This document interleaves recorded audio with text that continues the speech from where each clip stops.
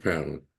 Abani Gani, everyone. This is Professor Alman Rahh, Professor Emeritus, California State University of Long Beach Africana Studies Department, former city councilman for the city of Compton, former Compton College Board of Trustees, and former Compton Unified School District Board of Trustees. I want to also introduce my co-host, Brother Historian Joe Hembrick, longtime educator, activist, and is responsible for the Unity Mural at Centennial High School, which he designed, of black and browns coming together and being symbolized. We want to thank all of you that have come so far. We know others will join, but we want to introduce Brother Rahh Mascani, who is the person that provides us this platform, this Zoomcast, in order to deal with critical thinking and serious issues that face us as African people on this planet, in the United States as well as in the world. We want to thank Brother Rahh Mascani for providing us this space. We want to also recognize Brother Mashinda. He's out of Louisiana. Give us deep thinking and critical thoughts which coming out of the South, not just Louisiana, but he's an astute, conscious brother that looks for information to provide us with updates what's going on in the Deep South. Along with Sister Linda Shorter, who's in Florida, longtime activist, and has a museum, a video museum of Black people that made a contribution to health and to science as Black people. She's a deep thinker, was one of the helped publish with Ken Rubicon, the Long Beach Press, or the Long Beach newspaper. She was very active in that. We want to thank her for coming on.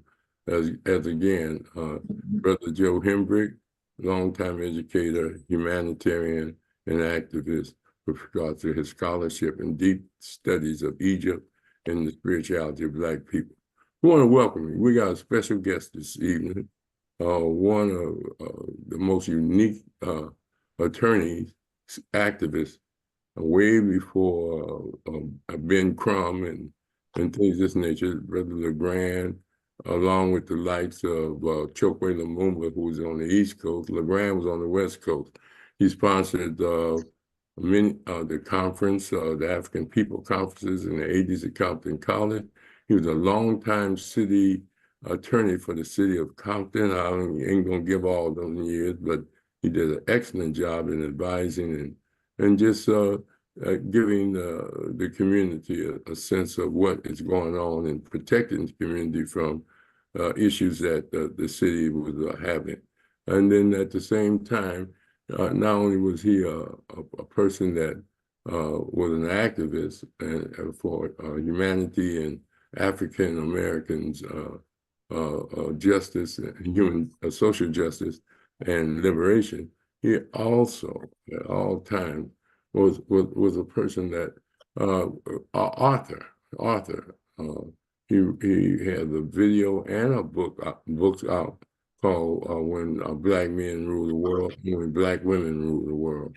So we're going to get started, and I just want to say how proud we are to have such a unique scholar, activist, and attorney, person that started the CAVE organization, Coalition Against Black Exploitation, one of the most activist organizations in the 80s and the 90s, whereas they demonstrated against movies and other activities that dispelled or stereotyped Black people was very challenging with regards to our character and with regard to what we were about. So without further delay, I'm gonna let him talk about the new radio station that they're having online and give us information on that.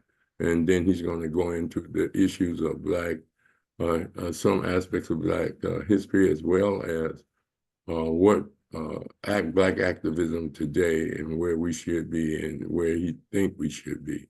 So without further delay, my friend and colleague in many ways, person I've always admired is for his work and his commitment to Black people, attorney, Esquire Legrand Clegg. And he's deep from Compton. Grew up in Compton, graduate of Centennial. I got to put that in there because we both Apache. And he's just one of the brothers that always paid his dues to the community, never left the community. He committed class suicide. He could have moved to Huntington Beach, to Bigsby Dolls, anywhere. But he still stayed in Compton along with me. Go ahead, Legrand, take it. Well, thank you, Brother Rahh. You're very kind to bestow all of those accolades on me. I hope that you have a show about your magnificent family and how well all of your children have done. That would be something worth promoting. Yeah. Okay. Thank you. You must be kind. Yeah. Thank you so much for those kind words. I'm so happy that you're doing this. It's so important that we continue to talk about our history as well as current events. Those of us who are blessed to be educated. And one thing I've been thinking about lately is Isabel Wilkerson's book, The Warmth of Other Suns. You know how your parents, I'm sure your parents, and certainly mine came from Arkansas, and the community, everybody's parents came from the South. When I was at the church, and everybody's from the South, and they provided us with opportunities in California that we might not have elsewhere.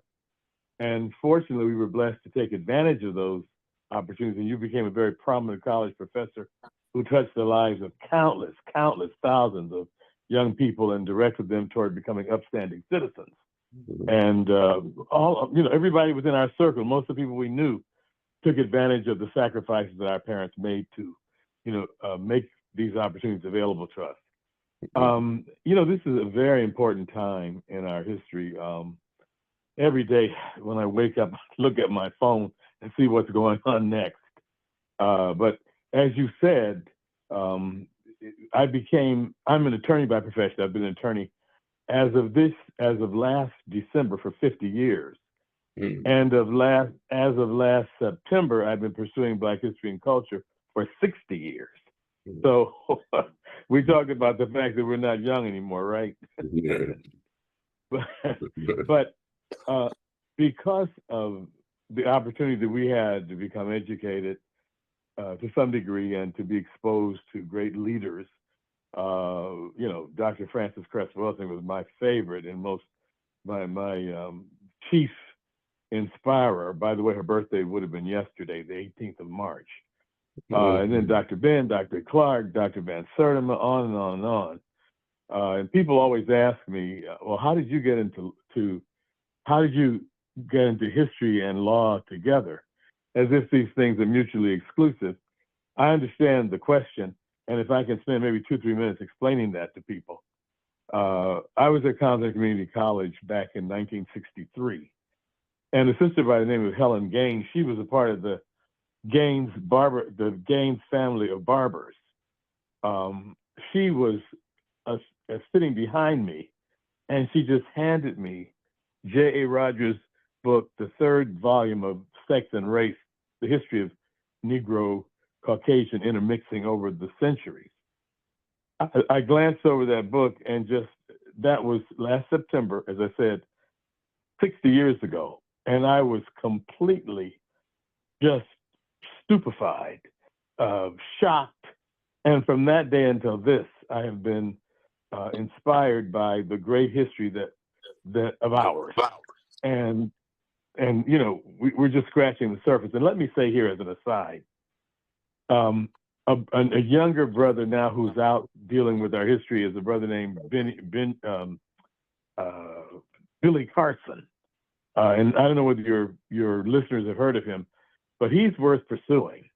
I put him in the category of Chancellor Williams, Frances Welsing, Job, all those. He is just opening up huge doors with respect to our history and culture. Anyway, that was when I was first exposed to it. And then later on in the next year, by the next year, I was in an art history class. And by then after being exposed to it through Helen Gaines, I had read Du Bois, Rogers, Hansberry, all that. And I was in an art history class, at Compton College again, because I went there for 2 years. And there was a question on an exam: did the ancient Africans have a writing system? And by then I knew that some Africans did and some didn't, and that's the way I answered the question. And when the professor reviewed the questions, when he reached that question, he said, "Did the ancient Africans have a writing system?" Of course not. Of course not. He started laughing. And so before I could say anything, these white students raised their hand. They were worried about their grades, of course. And so they said, "Of course, yes, they did. They did." So he said, "What Africans?" And they said, "The Egyptians." And that white man went to the map and said Egypt was not in Africa, and pointed to modern Israel and said that's where Egypt was. And I was not flabbergasted. I was just disappointed that I actually was seeing that in real time. And the reason I wasn't flabbergasted was J.A. Rogers and all the people whom I'd read in those 6 months between then and the time that I had the course had warned the readers that this is where white people were coming from. And till this day, they're doing the same thing, if not worse, by banning books and so forth and so on. And at this point, I mean, over the years, I of course practiced law, and that was the main thing I did. But I never lost sight of the need to teach our history. And the reason I was so determined to do it was I knew the impact it had on me in terms of my discovering who I was and our great past. And so over the years, my 2 areas of greatest focus were: one, they came before Columbus, the Africans came before Columbus, and secondly, Egypt's 18th dynasty. And that was triggered by the King Tut exhibit coming to Los Angeles in 1978, again in 2005, again in 2018, and other such things. And so to this day in Los Angeles, if they have anything like that, they know to be very careful about it, because we as a group, and through Nzinga and Dr. Karanga and all kinds of people, we've influenced the awakening of Black people in Southern California as to the African origin civilization and so forth. So they know when they come here, if they understate our participation, they will be confronted with responses, and that's what we've done. At this point, my partner and videographer, Bede Green, and I, and your listeners may know him from being the videographer at Harass Unity over the years, and we've partnered together to form this Black History channel, Afropedia. And I'll get you the information with respect to the specifics as to how people can reach it.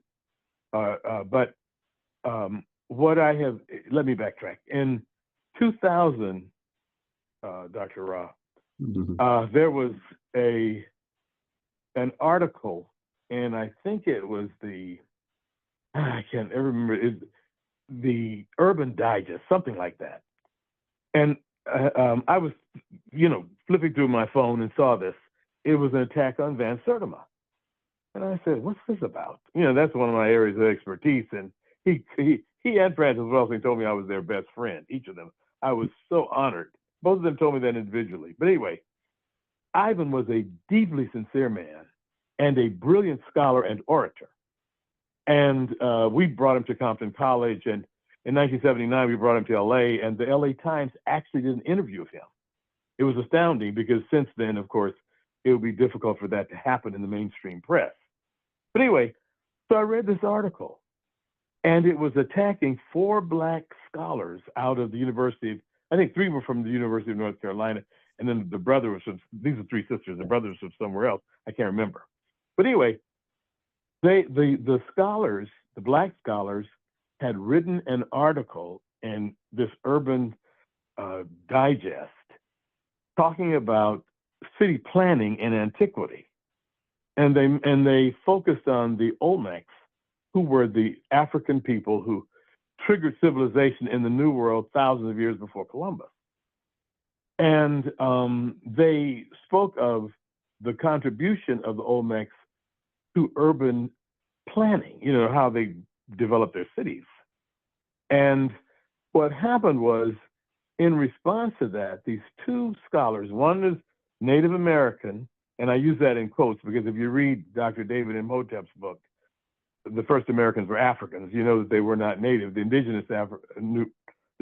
indigenous Americans were from Africa and Australia, Melanesia, etc. Anyway, they were attacking. That one was Native American, the other was Latino.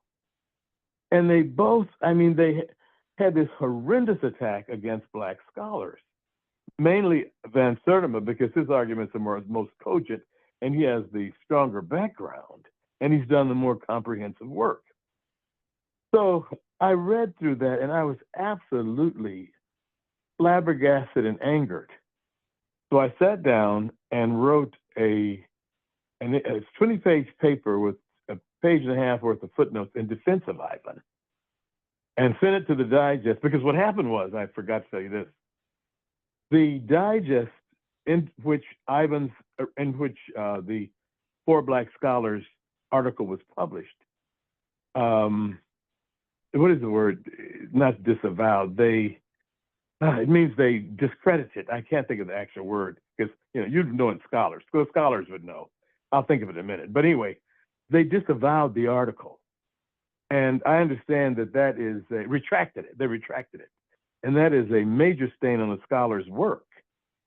And I was absolutely outraged by that, and so I wrote a response to it. And after about, I don't know, we tried to get in touch with the scholars, and then in February, because I submitted it in February, Black History Month, and didn't hear from them until September. And when they did call, the brother called, and I said, "My God, I've been trying to reach you guys. We were trying to defend your work, blah, blah." And he said, well, his attorneys had told him not to respond because they're filing a lawsuit or something like that. But I'm saying all that to say that this attack on Black scholars, the suppression of our history, and the claim that when I was growing up, this is what was in my face and that of other young people, and may be lingering today. That Black people are small-brained, genetically inferior subhumans with no history. And I think it was Dr. Karanga who said this: they removed Black people from ancient Egypt, Egypt from Africa, and Africa from world history. So the world is left to think that we're Johnny-come-latelys, whom others are visited benefits upon, and we're learning from civilization as it is now. We have the responsibility to change that. And brother, you don't know how happy I am to see online all of these young Black people who are doing just that. And also, of late, of course, you're aware of what Jada Pinkett did in terms of presenting the story of Cleopatra. And now, I forget who's doing it, but Denzel Washington being presented as playing the part of Hannibal. So and of course, in Pinkett's case, there was a huge assault against her. I think something like 200,000 people wrote claiming Cleopatra was not Black, blah, blah, blah. Mainly Arabs and some white people.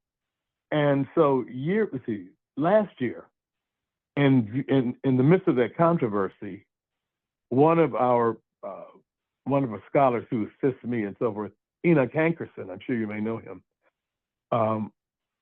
he and others gathered in various cities where Zahi Hawass was appearing. And if your listeners don't know, Zahi Hawass is the foremost. He used to be over Egyptian cultural affairs, and he's the foremost denial of African history and a liar about the African origin of Egyptian history. So we put out a pamphlet documenting that, and then Hankerson, when Zahi Hawass appeared here, we picketed it was at the convention center. We passed out our materials, and then he appeared in other cities, and we sent him there, and other people appeared in those cities where Zahi Hawass had a presence. They say that his goal was to deny the growing claim of African Americans that the ancient Egyptians were Black Africans.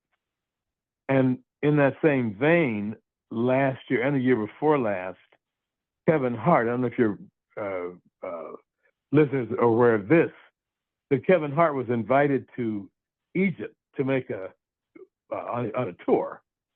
And before he left, he mentioned to African Americans that he was going to be doing that.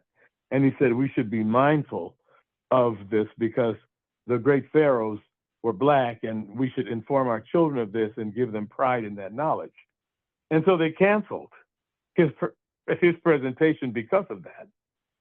So in our going to various places across the country, we defended him, Jada Pinkett, and now to some degree, we're defending Denzel Washington, representing Hannibal. So anyway, I don't know. I guess I'm talking too long, but no, it's okay. Okay, my emphasis here is to say that we still have work to do, that they are still denying our children their heritage. And it emerges in various ways, Rahh. For example, in 2016 or 18 or something like that, they had a play at the opera in Los Angeles. You know, I don't pay attention to opera, but Sister Sakara, who used to be at Long Beach State, you know, did the what do they call it? The sisters with the Queens of the Nile, yeah. And focused on the pyramid and all that. She called me and said, Legrand, they have this program out on Akhenaten that the opera's putting on, and they depict him as white. So we always consider these opportunities for educating, just like you reached all those young people. Our whole thing is we want to reach people, especially Black people, but the world also needs to know. So they made the mistake of putting that opera on. So I had been out of town. When I came back, we gathered together, and about 10 of us went out to the Los Angeles Opera. They'd never seen anything like this. And we had blow-ups of Queen T, Akhenaten, King Tut, the whole family. And it was very interesting because, you know, your opera, people who attend operas tend to be, quote, classy, end quote, and elite. So this was a startling jarring of their event. And so, first of all, let me say this. I had somehow what happened was I called them and told them that we were outraged that they would choose to depict Akhenaten, one of the greatest pharaohs of our time. And of course, he was the one who founded monotheism and was King Tut's father. Mm. And let me say this too, that back in 2012, one of our great scholars, Tony Browder, sent me an article from DNA Tribes Digest. And I was absolutely flabbergasted. They did a DNA study of not only King Tut, but Akhenaten, his entire family, parents, grandparents, brothers, all that. And they found of the three top pharaohs I'm speaking of, well, let's start with Nefertiti. Her 82% of her DNA were connected with, I forget the formal word you use, with the people of sub-Saharan Africa. Mm-hmm. His father, Akhenaten, 92% of his DNA was affiliated with the people of sub-Saharan Africa. Of King Tut, 96% of his DNA were affiliated with the people of sub-Saharan Africa. And what they did was, in their evaluation of the DNA, they took into consideration all these other countries, Greece and the Assyria, the Near Eastern, so-called Near Eastern countries, all that. And there was virtually no genetic connection to them. I was absolutely shocked. And this was true of the entire family. I thought maybe 40% or 60% or something like that, knowing full well he had enough to declare him as Black in America, et cetera. But these people were Black Africans, period, which because of their paintings, you know, they had a conventional way. They painted foreigners true to form, like the Nubians, they painted black and all that. But when they painted themselves, they generally painted the men reddish brown and the women yellow. And people still don't know why they did that, because you could take King Tut was painted reddish brown, but 96% of his genetic markers were affiliated with the people of sub-Saharan Africa. He would be a black African today, but yet they painted him reddish brown. And some people have said that as far back as prehistoric times, in Central Africa, they depicted themselves as reddish brown. There was some kind of spiritual connection with that. I don't know. But so we were armed with all that information, Rahh. So when we appeared at the before the opera, these long lines of opera people, we passed out our material with the DNA evidence. And there was an article that appeared in the Los Angeles Times and let me say this, in all of our years, and I've been active with this for 60 years, I've never seen a group more open to input. Now, white people are generally not sincere about this kind of thing. I think that they were maybe afraid. They didn't want the people of the opera's reputation to be smeared, or for black people, for us to claim they were racist. They offered to include our material among the materials they passed out with their program. Mm-hmm. They also, Molly Bell and others were there with us. Molly and them decided to go on and watch it, and I was glad they did, because we didn't know what the content was. But they offered them first-class tickets to any operas that came up for the next 5 seasons or whatever. It was something very outstanding. But they were very open to our input. And at one point, before the opera started, I called them and I was telling them how I felt about it. They said, well, let's check. We didn't know about it. And so they called me back and said, well, you know, we have checked with local scholars, and they said they cannot take a position on whether he was black or not. And so therefore we must be neutral. So I said, let me tell you something. You have abandoned your neutrality when you sent out that flyer depicting him as white.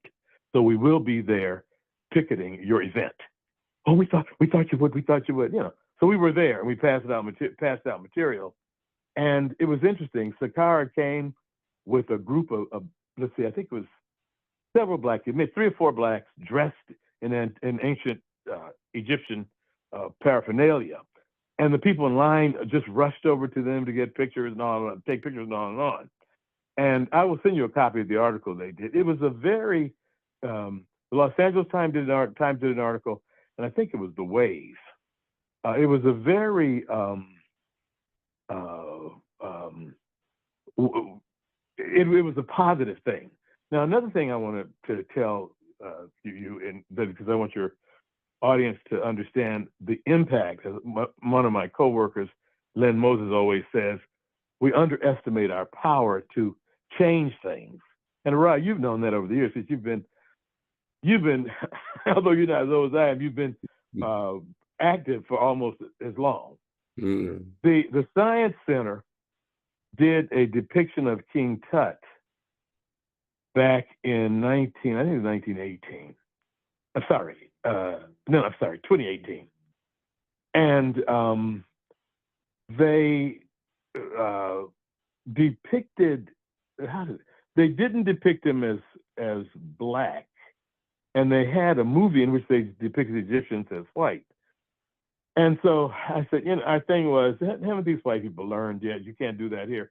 Well, the Science Center was different. We never picketed them, but it was a major thing. And so what we did was we organized You blinked out for a minute, Legrand.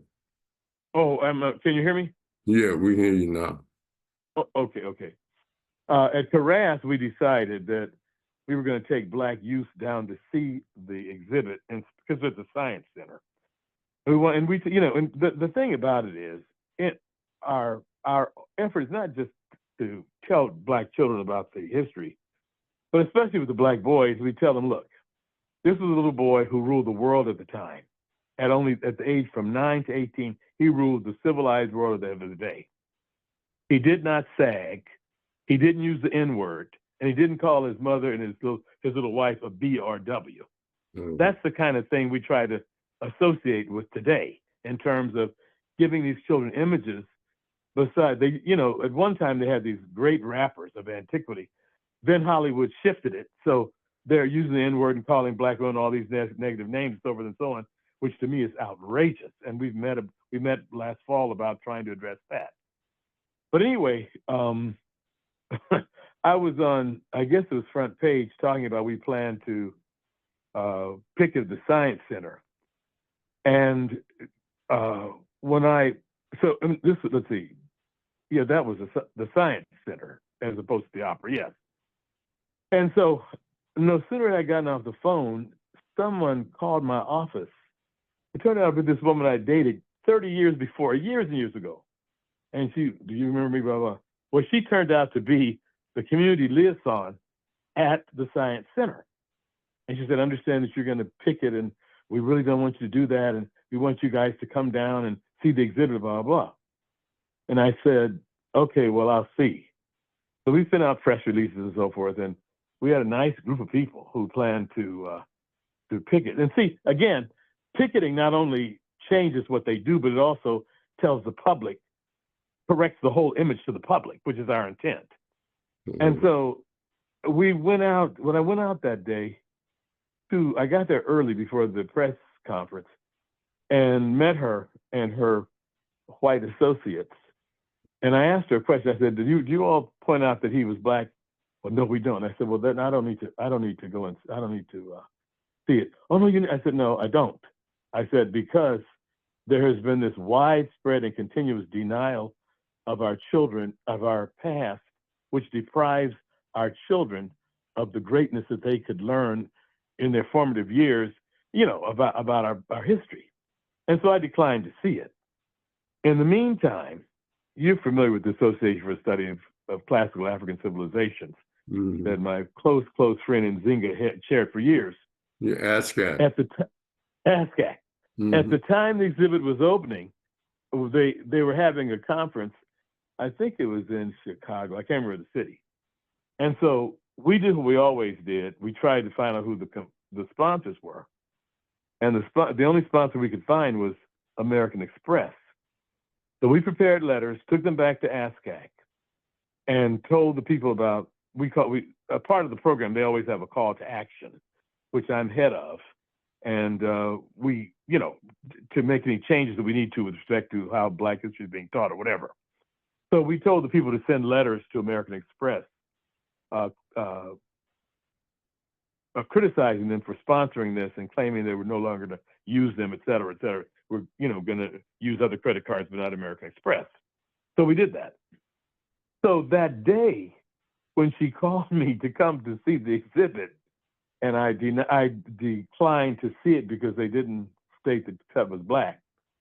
As I was walking away, she left the group and she said, well, I want you to know that American Express has withdrawn. Has withdrawn their sponsorship, okay?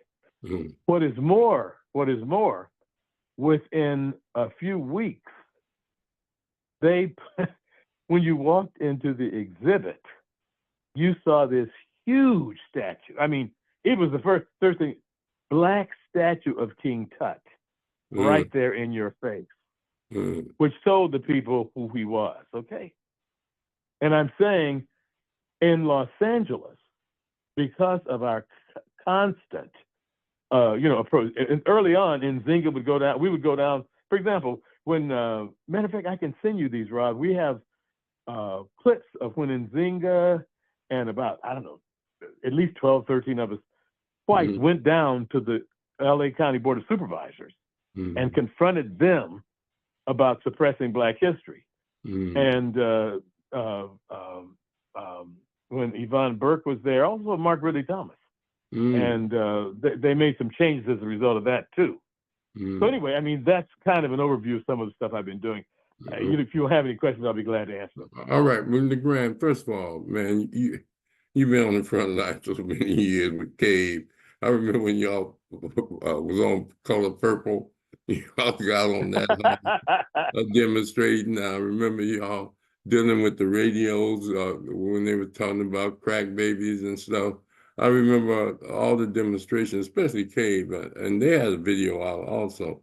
But not only that, the education with the all African People Conference, where we brought Francis, Ivan Van Sertima, and I remember Malachi Andrews and Dr. Richard King, who grew up in Absolutely, yes. Richard King. He was the one that gave out the first book on melanin, and the Erases books with Legrand bookstore. Was that what's the name? Yes, yes.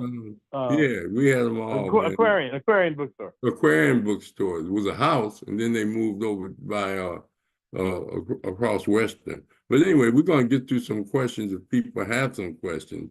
But I just wanted to say how happy we are that you took time out of your schedule and activities, because, like you said, in Zinca, and may she rest in peace, and may she rendezvous with all the ancestors as she risen in radiance, as a strong sister that, when we had the first ASCAT meeting was at Southwest, and Maxine Waters Yes, yes, yes. did it, the organizing.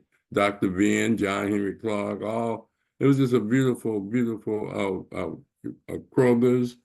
Oh man, it was just nothing but scholars there. But anyway, we're going to go around and see if anybody have any questions. The brother that joined us from Atlanta, his brother Shawawa Ogozi, a strong brother that's, you got a lot of plans for African people. He just joined us too. Okay, I'm going to start with Mashinda, as we always do. Mashinda, you have any questions? Are you still there? Yeah, I am here, and I was just taking it all in once again, and appreciate Attorney Brother Legrand Clegg coming on. It's an honor to listen to him.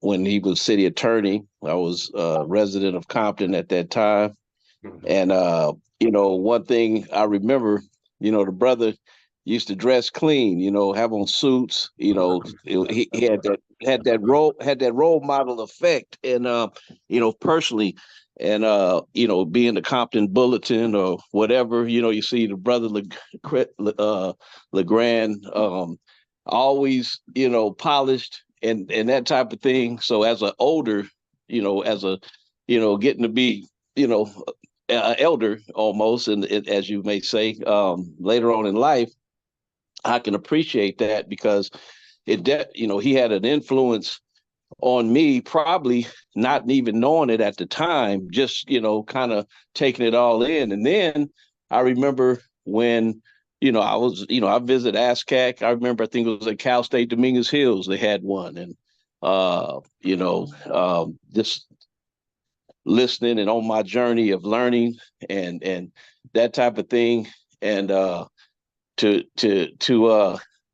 but it was a time when I saw, Brother Legrand, when I started, he was wearing like African attire, so he went from the suit to, it was like, and this is something I didn't just know about him. I'm young, I was younger, but when I was trying to become a conscious young brother, and then I said, man, I didn't know he was into this, that kind of thing. And so a lot of his writings and articles and things like that, I paid attention to. And it kind of like, it was part of the beginning of my journey, as far as, had a major influence in my, of how I think today, how I project to other people, in education and anybody that I deal with in my conversation, So I just like to give you a shout out that you had an influence on me in terms of my consciousness, So another thing, you mentioned Brother Billy Carson. Yeah, Billy Carson is over the top. I'm familiar with Billy Carson. I started looking at and paying attention to him probably in the last, maybe year and a half or so. That's when I, run across YouTube videos and things like that. So anyway, I don't want to take any more time. I just wanted to, thank you for coming on tonight. All right. Thank Good. you. And Mashinda is deep in Louisiana, and he stays conscious and active as far as letting us know what they doing and what the people are responding to, what they're doing in the South, Legrand. Next person, Linda, are you still there? Yes, of course I'm still here. All right, go ahead. Yes, I don't have any questions right now, but I do have to say I'm a former member of CAVE, and I was sitting in there with Legrand every week, and I loved it because it taught me a lot. And I'm still doing the writing and learning and growing. And so I want to hear more about what he has to say, and then I'll talk later. But All right then, Linda, okay. Brother Joe Hembrick, you have any questions? I don't have any questions, but I do have some comments. Okay. I beg to differ with Brother Legrand in terms of when he claims he got woke up at Compton College in that class. Because I remember listening to you, and you remember what your graduation present was at Centennial? It was a trip to Hawaii. And you were walking through the royal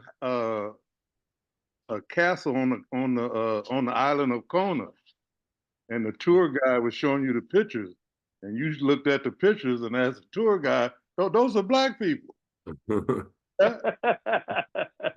that? Yeah, but that was much later. It was much later. I thought you said it was a graduation present at Centennial. Okay. I have a lot of your early stuff. And secondly, I want to say that when these European criticizers try to talk against black scholars, was just not black scholars who were saying these things. There are many Europeans that I use. I said, it's just not black people, white people have said it. Sir Godfrey Higgins, Herodotus, Count Volney, James Breasted, Basil Davison, Albert Chorchward, Gerald Massey. These are European folks who have written the truth, but they just choose not to use it in the university system.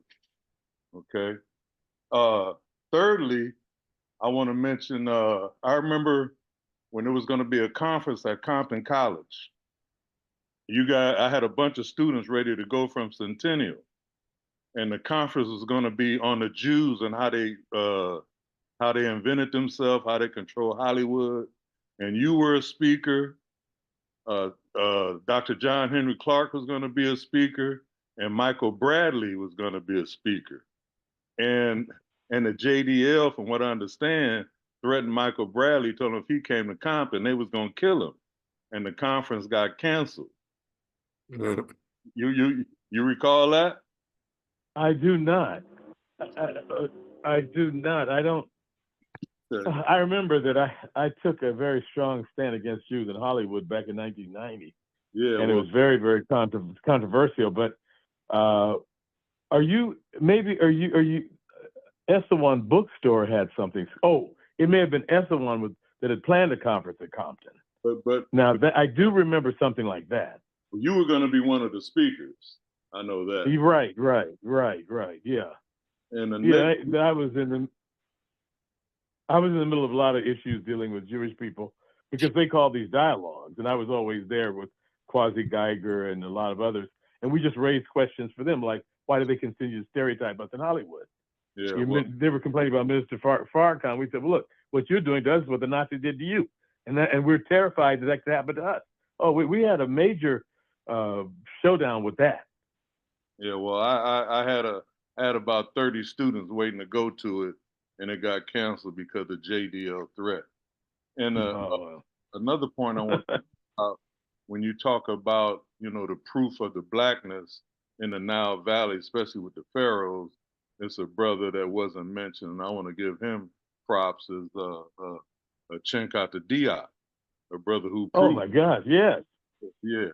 And then last, I want to leave you with this because I just read something recently. I forgot what book I was reading, but you had written a section of the book on the Skrelling in Northern Europe. And for the listeners, the Skrelling are also the Twa people I've been talking about on the show.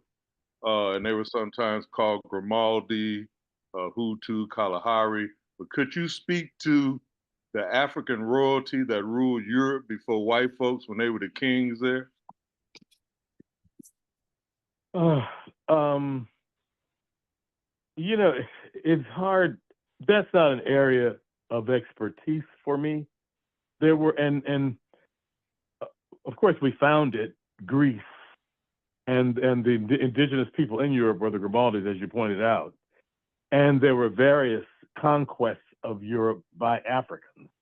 But as far as the individual royalty, I direct people to the work of J.A. Rogers in particular, and others have written books too. But it's not an area where I've concentrated. There was a brother named Don Luke who was an expert on that, but he's since passed away. Exactly. I do have a theory that I want to touch on before I leave the radio, that relates to blacks in Europe. But as far as the royalty, I can't give you specifics because it's not an area where I've really had focus or expertise. Okay, well, I can, African presence in early Europe, it's in those books. I got a couple of them by two different people, one by Renoko, and I forget the other brother's name, that talks about that. And it talks about the Twa, when they were ruling up in Scandinavia and Finland and those areas, how Yes. About how these dwarf kings had military that were Watusi, and their legs were so long when they rode the horses, their legs would drag on the ground.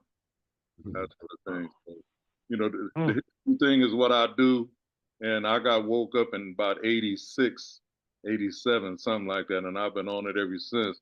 But your thing and Don Luke was one of the first things I came across when I became conscious. That's why I remember it so well. Right. I'm through. Okay, then. Thanks, Joe. Brother Chihuahua, you there? Yes, positive vibrations for each and every one. Yes. I give thanks, to you, Professor Rahh and Rasaki and Brother Mashenda for coming through and putting forth this great energy that we all share on these Tuesdays. One of the things that concerns me is where we are today. I grew up in the public education system of the United States and for a great number of years, and part of the UK system in the British, amongst the British people, and very briefly in my early years in Jamaican educational system. And it seems like all the information that they give us outside of the information for great scholars of our own is just basically misinformation.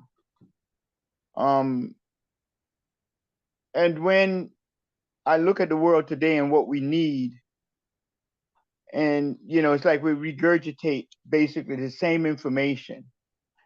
We're not. I don't see our people as being a very progressive people. I think our progression has slowed down, and it's like actually going in slow motion now. And many times when we seek to progress, it's basically a lot of confusion happening. And it's all because we're still dealing within the same system of the colonialists, the imperialists, and so on and so forth. And as long as we're operating within those constructs, I don't think we'll have a clear shot at what we need to be doing. And right now, I think progress and innovation should be the head of our list, because it is said that the process of bringing about new ideas and methods, products, services, or solutions that have a significant positive impact and value. So this involves, transforming creative concepts into tangible outcomes that improve efficiency and effectiveness and addresses unmet needs. Because, innovation is crucial to contributing success of any organization or people. And we do have that in abundance. The imperialists and the colonialists, aka white people, as well as the oppressed, the degraded, the misnomered people, Black people, we all know the truth, because our scholars have spoken the truth and written the truth, and the colonialists and imperialist scholars have written the truth and have spoken the truth. So it's not even a question of do we know? We all know. And now we understand that there's information that's being held back. The Gargut information, the discovery of the God equation by Professor Gabriel Oyibo, which proves that the Black man and the Black race is the most intelligent race of humans on the planet. This is proven in Harvard, Oxford, and so forth. So what we need to do right now, and I would like for you to give me a response to this, I guess to give us a response to this, because, you know, we spend so much time studying and feeling like we need to bring this information to the youths when the youths have passed the study stage and they're actually looking for a manifestation, for us to manifest, or for us to unlock the deep hidden information that our beyond genius ancestors embedded in our chromosomal DNA. How do we unlock this? What is the process? And that's where we need to be. The youth and the generations of today, right now, 21st century, and the unborn generations that are to come, they're not worried about what is on record. They're trying to unlock what is already within them. How do we do that? And it is my insight to feel like this can only be done if we become that which we wish to see. If we unite, the fact of unity in an harmonious manner is what will unlock those hidden information within our chromosomal DNA, and we will be able to manifest and shine our light so bright that the darkness that surrounds our people and surrounds our humanity and has nature and creation itself in a captive state, that darkness will be relieved, and we will all be able to enjoy what we call life. So I'd like you to give me your response to, you know, what I've said. You know, we need innovation. We need progressive movement. We need to crank up the ship. We need to come together. We need to unite. We need to lose doubt. We need to jump into courage. We need to be courageous. We need to be faithful, and we need to stop believing and start exercising our knowledge and understanding, our education that we've fought so hard for, our right to vote and all of that. All right, brother Sherry, because we got about 10 more minutes. But Legrand, first of all, let me say, there are a lot of people that are doing a lot in demonstrations. I mean, when Ferguson broke out, when Black Lives Matter, and there's a lot of organizations that are dealing with reparations, the National Black United Front back in the day, and you know, but see, a lot of it don't get the newspaper, so people be thinking that we ain't doing anything, because, you know, you know, and so it appears like we need to do this, we need to do that. But, you know, Al Sharpton and the Action Network, you know, Jesse Jackson's sick now, but he used to have all kinds of demonstrations. And we had the Black, they tried to bring back the Black political convention. You know, we have a history of struggle. That's my point. It's not that people have not done anything. We wouldn't be where we are if people didn't do anything. We'd still be in slavery if there wasn't slave revolts and enslaved people that were enslaved that revolted. Haiti was one of the first nations. Yeah, the white guy cracks back and he takes revenge and he hates us for being examples of his abuse and genocide of Black people and Native Americans. So he tries to, like Legrand was saying, he's trying to burn the books and talk about, you can't talk about nothing that offends or make people feel bad. So they don't want white kids to feel bad about their history, so you can't teach it. But go ahead, Legrand, you can respond, and then we're going to close out. Go ahead. Or Attorney Legrand, respond. Can I? Yeah. Oh, go ahead. I'm sorry, Rashid. No, it's fine. I'm good. I just want to add to what you're saying, Professor Rahh, and to add to what Brother Chawara is saying. I think we all that especially come to this platform are active in doing some things to bring about a needed change in our society. And we are fusing. We are coming to a point where, like our platform, this platform didn't exist. Now it does. And if we go to the website that we have, Community Education Network, it has a page on there that's community, it says community actions. And it's there for a reason. And we need to start dealing with that. So, and the things that Professor Rahh is mentioning and Attorney Legrand Clegg is mentioning is actions. And we have to keep doing that. And whatever we foresee, we have to make it happen. And I think we all are in that line. But yes, please respond, Brother Chawara, to Legrand, Attorney Legrand, respond to Chawara Achosi. Thank you. Okay, well, 3 or 4 things. One is, you know, in ancient times we had the mystery groups, and sometimes some things have to be done below the radar because they're monitoring everything we do, and sometimes we're most effective when they don't know what we're doing, including talking on Zoom line. I never know who's listening. So I'm assuming that a lot of things are being done under the radar. That's number 1.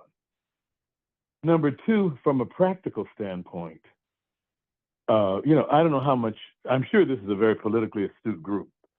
We have some Black people who are elected who are very conscious. The sister Cory, is it Cory Booker or something in Missouri? Or down, they're different ones. Yeah, she's Congresswoman from Ferguson. That's right. And the sister Elon Omar, et cetera. These are very progressive people, and their positions are being threatened by AIPAC. So what is that? The American Israeli, whatever that group is, and they're full of all these billionaires who are going to run other Blacks to defeat them. We need, for practical reasons, to support people like this, so we know have some Black consciousness, you know. And so, in addition to our scholarly things, we need to support some of these progressive politicians. The brother, Jamal Bowman, I think, is also progressive out of New York. That's number 2. Yeah. Number 3, I do believe Billy Carson is thinking outside the box, and he's guiding us towards some awakening that is astounding to me. In terms of, he's not just relying on white scholars. He's reading the Sumerian tablets and revealing stuff that they've hidden and will not bring to our attention. That's number 3. Number 4, you know, our people are highly spiritual. And Rahh mentioned the Haitians a minute ago. We know the disaster that's in Haiti now precisely because that's what the West wants. And if one wants to know the history of Haiti, read Randall Robinson's book. I think it's Endless Enemies or something like Endless Agony or something like that on Haiti. Please read that. It tells you about it. But what I mentioned about them is before the Haitians were thoroughly Christianized, they defeated the British, the French, the Spanish, etc., based on their African traditions. the kind of thing that our great grandmothers knew when they put quote hexes on people. I'm just quoting that, using that. We need to look back at that.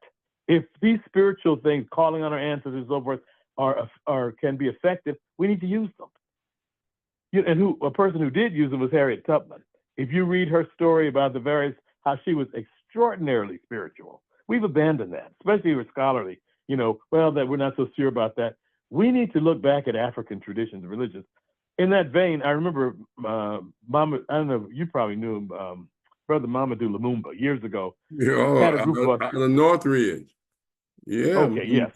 And New African people. Yeah, I remember him. Mamadou Lumumba. Yeah. Yeah, well, he had a group of Mamadou. he had some Australian Aborigines at his home one day, and he invited me over back in the 70s. And when I was talking to them, I said, look, you all put pins and dolls and do all these things. Why don't you do that to the white people? I mean, if I obviously have this spiritual ability to disappear, why don't you use that with them? And I know I'm passionate about it, but all these so-called skills that we have and knowledge, use them. You follow me? And if we're abandoning them, we need to go back to them. Now, I'm saying all that without any knowledge of it. And that's what bothers me, because it's like we're walking around powerless. And that's one thing that Billy Carson is very good at, telling us our internal our powerful abilities as gods. I know very little about all that, but I do know that it can be accessed, and we have a tradition of it and need to look back at it. Now, as far as the young people things are today, look, we met in Atlanta in August or September about all these young people calling Black women bitches and whores and using the N-word, on and on. We need to stop that. And I've written articles about it. Lizzo walking around naked. I mean, Hollywood does that to keep attention on us and not on them. And you know what I mean by them. We need to correct the young people. When I was a kid, they didn't let us do certain things. We need to correct these young people's behavior. You see, and we need to. That's what we try to do in addressing the media.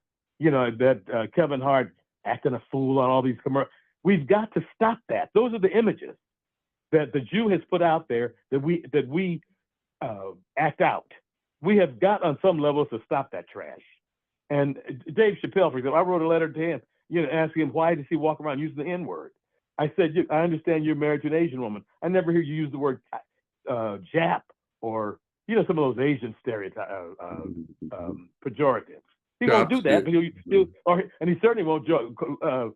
We also mentioned this to the guy who was in Django Unchained. He was whining to the Jews about having made a comment that was not anti-Semitic. And so one of the brothers wrote in and said, listen, you don't need to apologize to them. You need to apologize to Black people for accepting a script where you use the N-word 150 times. That's what you need to apologize for. We need to correct these people's behavior, because I'm telling you, the way we're being set up, especially this nation moves toward Trump anymore, they are setting us up in the same way that happened in Nazi Germany. And we've studied that very closely.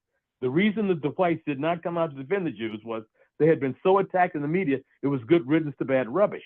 And the way these Negroes act with naked and crazy and using the N-word, calling each other homosexual, that does not help us in terms of our image as a people. This self-destruction is setting us up. So, I mean, there are a whole lot of things that we can do. I mean, and Rah's been busy. All of us have been doing, as you said a minute ago, Rahh, you've been doing things. It's not, we're doing various things. And even though we're not all in contact with each other, we who are conscious know that we have an obligation to do various things. I think we need to start in the home with the family, then in these schools, and then in these churches, that where all this immorality and a church on every block, and we have all this thievery and all this crap. We know why, but what are the churches doing about it? We need to hold these ministers responsible. Anyway, I'm through. That's my response. Look, Legrand. First of all, we want to thank you for your history of making change, getting them to acknowledge that King Tut was Black and Akhenaten And that was good. You not just read about it, you did, you said, hey, look, we're not going to tolerate this. For just your activism, and in many ways of educating and being a good leader. People like Linda with Cave. I remember all the activism Cave was doing. Every time you turn around, they were demonstrating or criticizing any derogatory images of African people or any words that disparage us or anything of this nature. And that people think, well, that's not important, but it is important. You understand? It's important, and more of us need to do it. And I understand what Rahh was saying, that we got to do more, and we got to get more people active. But you have to understand the power of the media, of these Europeans, and the social media that they use to hypnotize our people. As Naim Akbar said, cyberspace kidnapped them into their reality, rather than us being able to critique it, so that if they do watch it, they know that it's not for them to emulate. But anyway, I want to thank you, Legrand, for being here.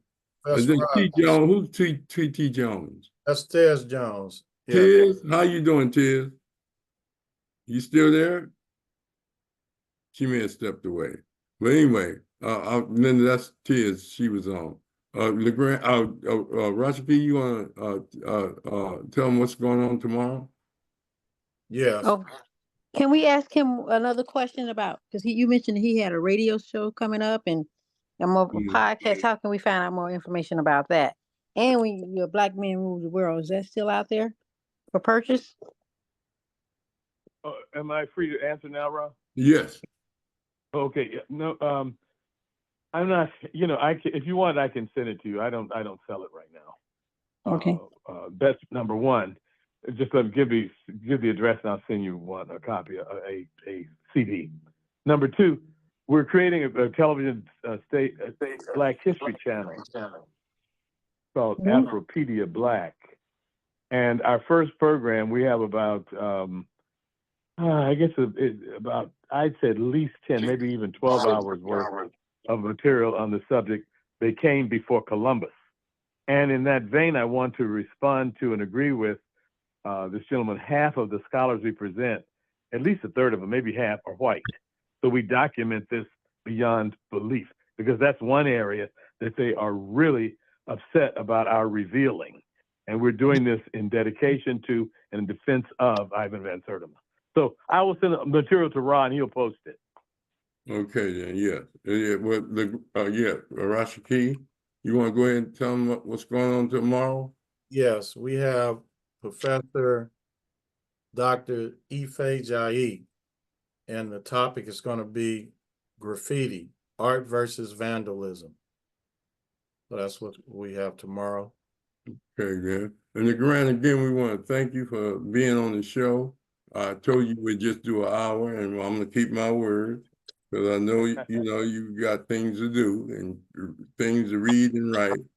And I just want to thank everybody that came, especially Brother Historian Joe, for his contribution. I'm hoping he get a chance to be on that radio show and stay in contact, because he has a wealth of knowledge. That's all he do is read and study our ancient history. And he gives information to young people and lectures. So when you get the radio station together, Legrand, he'll be a good guest on, especially if you're focusing on Black history. Excellent. Thank you. Okay, then. And it's a television station. It's a television. Okay. And then I'll make sure that I'll follow up with Legrand about getting you that information on there. Okay, great. And thank you. Thank you. Legrand Linda's in Florida. And so yeah. Oh yeah, back in Florida. All right. All right, Rashiki. Any other info? That's it. Each one teach one in Conscious Corner.